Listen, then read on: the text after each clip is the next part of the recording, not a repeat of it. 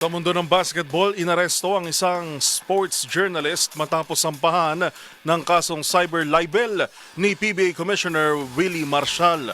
Ayon sa otoridad, pagkakalat ng umano'y mapanirang pahayag online ang dahilan ng kaso. Ang mga detalye sa report ni Matchpoint, Millie Borja.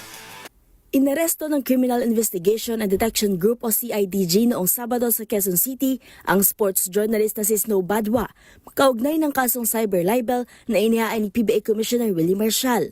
Ayon kay CIDG Detection and Special Operations Unit Acting Chief Jean Likud, kilala ang suspect bilang taga-subaybay ng mga laro at aktibidad ng PBA.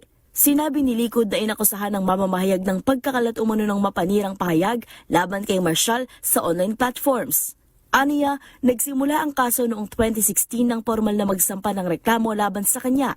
Nakalaunan ay dumaan sa proseso ng korte hanggang sa mailabas ang warrant of arrest. Hindi naman isiniwalat ng mga investigador ang eksaktong nilalaman ng mga pahayag na naging basihan ng reklamo dahil nakapaloob na umano ang mga ito sa mga dokumento ng korte. Ayon pa sa CIDG, iginiit ng suspect na naayos na umano nila ni Marshall ang issue, ngunit nagpatuloy pa rin ang pag-usad ng kaso sa hukuman hanggang sa ipatupad ang warrant of arrest. Nakapagpiyansa ng sports journalist noong Lunes sa halagang 30,000 pesos at inaasahang sa ilalim sa routine medical examination bilang bahagi ng standard procedure. Para sa MBC TV Network News, ito si Millie Borja ng DZRH TV, una sa Pilipinas, una sa Pilipino.